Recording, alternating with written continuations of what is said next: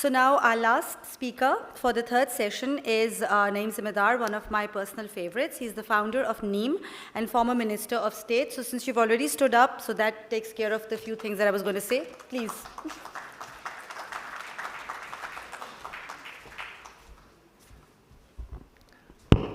Assalamu alaikum. So, we've heard about all the challenges that Pakistan is going through, right? Where, the economic challenge, the climate change challenge, the education challenge, where half the kids are not going to school. These are tremendous challenges, and many, many more, right? The education, healthcare, every area we are challenged. But as an entrepreneur and as an innovator, these challenges are opportunities. That's why I said America is a land of opportunity. I think Pakistan is a land of opportunity. Really, these challenges are massive opportunities. And that's why I love that the reason why I wanted to speak up today was when you talk about disrupting something, right? Disrupt in Silicon Valley, when you use the term disruptive innovation, it means making something 10 times cheaper and 10 times better, right? And that's what's been happening. We are able to develop things which can transform every industry. And it's happening. And it can happen in Pakistan. And it will happen in Pakistan. The revolution has started. And we need to ride this, right? So, and I'll give you examples. But for that to happen, right? There are a couple of things that need to be enabled. One is that we really need to change our mindset, right? We need to come into a space of taking responsibility for everything. When you don't take responsibility, what happens? You blame about everything, right? Say, oh, this is wrong. But when you take responsibility, you own it. We have to start owning our country, owning our challenges, right? And number two is believing in ourselves. Because we've lost belief in ourselves. Entrepreneurs are people who have belief in themselves. We need to become an entrepreneurial nation. The heroes of a country need to be entrepreneurs and innovators. That's not been the case. This is one of the major shifts that needs to happen. We live in disruptive times globally, right? The world is going to change around us dramatically. There's no two ways about it. Every industry, but we have the opportunity to use it to our benefit, right? To be able to be the great equalizer. There was a report recently taken out by JP Morgan, right? Which said that one of the big phenomena in the world that will happen is something called equalization. Because of the spread of information, there will be a certain equalization in the world, and we need to be able to ride it. See, we've done, and from my experience, by the way, there's one gentleman sitting here who I respect highly. His name is Air Chief Sohail Aman, and just the example and he's inspired me a lot, right? When we had the attack on the Karachi Air Force Base, and 3 of us SAB AVACs were destroyed or severely damaged, the bill to fix those was per plane about $240 million, something like that, right? And we didn't have the money to do it, and it was a problem.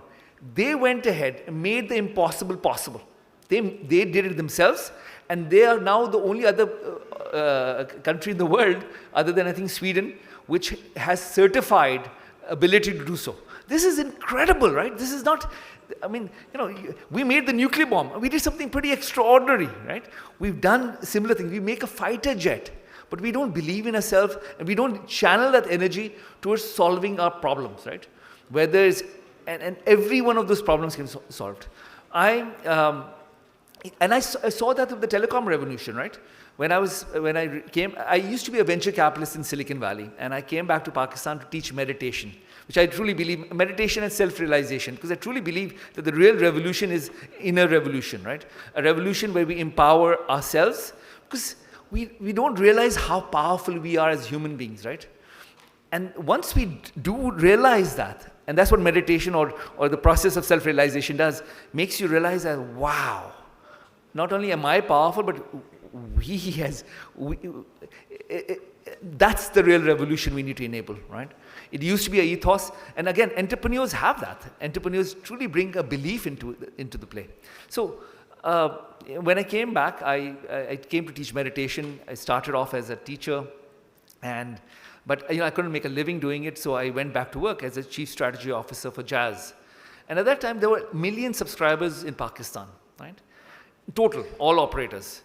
And in 5 years' time, right, there were many things that came together to make that happen. We had 100 million users. It became, everyone had, sorry about that. Everyone got access. So that this same revolution, I truly believe, for example, the revolution that I'm working on right now is in terms of financial enablement, right? What we call financial wellness of Pakistanis. I truly believe that's a revolution in the making now.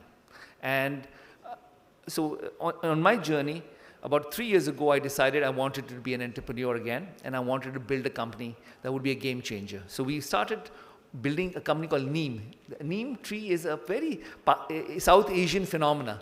Everything about it is good, right? From the leaves, the bark, the roots, the shade. And we said, let's build a company that enables goodness. So we said, our focus is to enable the financial wellness of the underbanked. And the vast majority of Pakistan is underbanked, right? 80% of the people do not have access to financial services, and only 5% of the population has access to credit. It's ridiculous, right? You need finances to be able to enable your life in a meaningful way. So we said, what would be the approach that would work? And we took a differentiated approach. It's something called embedded finance. Embedded finance means we can make any non-financial digital platform or value chain a financial delivery platform, meaning by capturing insights of that value chain, understanding what's going on in that value chain, we're able to enable financial services, whether it's payment, through payments and the information and the insights, we can enable credit, insurance, savings, to actually enable the financial wellness towards a journey of hope for these individuals. And we've launched our service, we've already started working with many, and our platform is, again, B to B2C. We say we can enable others. So we're really behind the scenes. And the experiences that we're getting, we're working with a company called OneLoad, which has thousands, and Asif Peer is there. It's one of the companies invested by Systems. And they've got 70,000 retailers, right? They work with. They have lots of data on those retailers because they transact with them.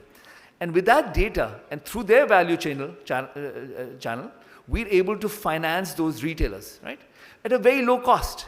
Because in the end, because if the cost of capital is very, very high, which it is in the informal economy, right? Jo sood wale hote, which, by the way, informal lending in Pakistan is very big business, very, very big business. They charge over 100% at times, right? And a lot of these, by the way, these digital apps also do charge like 200%, by the way, and on an annualized basis.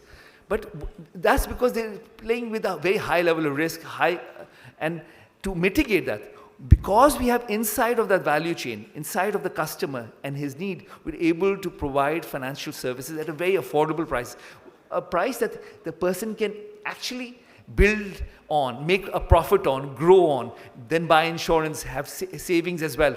We are looking at the lifetime value of the customer. And we're doing this with many other value chains. With the other company we work with, which is a revolutionary company, is called Bakhabar Kisan. We talked about agri-productivity in Pakistan, right? It's half, Pakistan Punjab productivity is half that of the Indian Punjab. Now, this company, Bakhabar Kisan, started about 5 years ago. It started off with basic information services, and now we have incredible insight into 2 million farms. We know the soil condition, we have satellite imagery, we have data about the crops, right? And 16 million people in the farm economy use the service. We charge ₹1 a day, right? At large. But what's coming and evolving out of that, we're able to provide meaningful insight to the farmer to be able to improve his productivity and his incomes, right? And it's starting to happen. We've run closed-loop experiments where we've seen incomes go up by 60%. It started off with information advisory. By the way, one of the things they've done is we built a whole network of weather stations. There are 600 microclimates in Pakistan. And we built our own network of weather stations, which allows us to get hyper-localized weather information. Because without that information, farmers can't plan, can't predict and strategize. And with soil data on top, etc., we're able to provide agri-advisory at which is potentially 10 times better than what they would get from a local government extension service officer. And at not only 10, 100 the cost. Now we are also moving towards fulfillment, getting them the right seeds, fertilizers, and pesticides, right?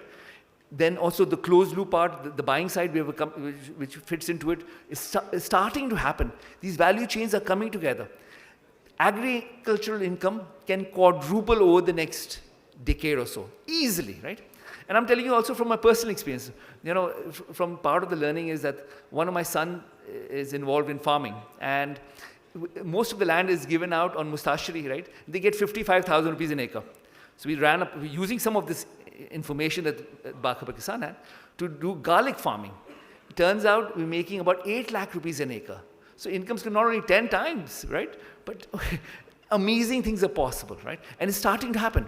And a lot of the people who are not very literate are using video. We have 100,000 videos of how to do honey farming, and most of them are developed by others, right? The other people who are working on it in their local languages, Punjabi, Saraiki, Hindko, and it's a revolution in the making. It's very early days, but I truly believe that if we have to double down on this, right? And to double down, one of the areas where I feel one of the major interventions is required is a focus on entrepreneurship. Entrepreneurs need to become the heroes of our country, right? We need to provide funding. The government provides absolutely very minimal funding. And last couple of years, we started seeing some international money coming in, but it's still a minute amount of what's required. India, relative to us, is doing about 100 times per capita than Pakistan. That's why they're progressing so quickly. So venture capital, entrepreneurship, and this whole space of innovation needs to be nourished. It needs to become a priority number one for our nation.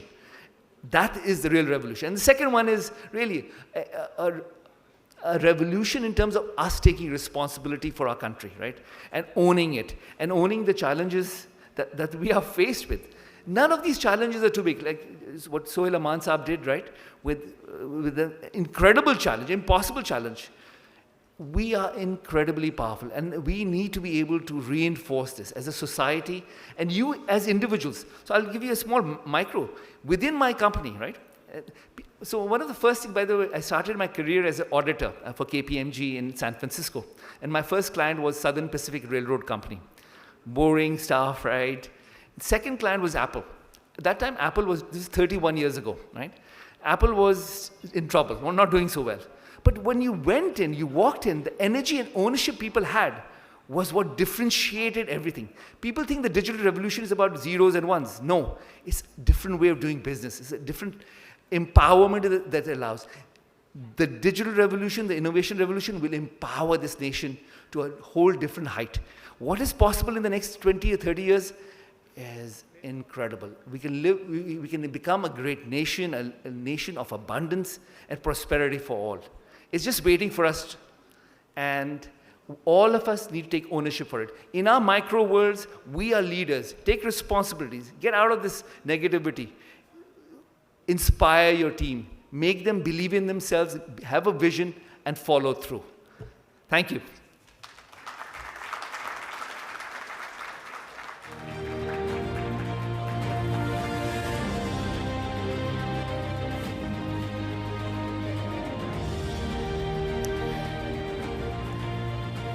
Saqib, if you could please do the honors of presenting the book to Munis Bhai.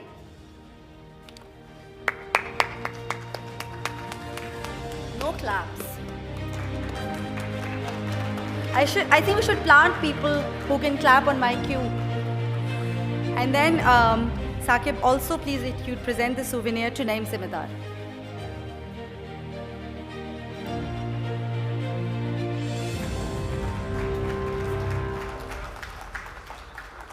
Now we can all come together for a group photo, and I'll also join this one.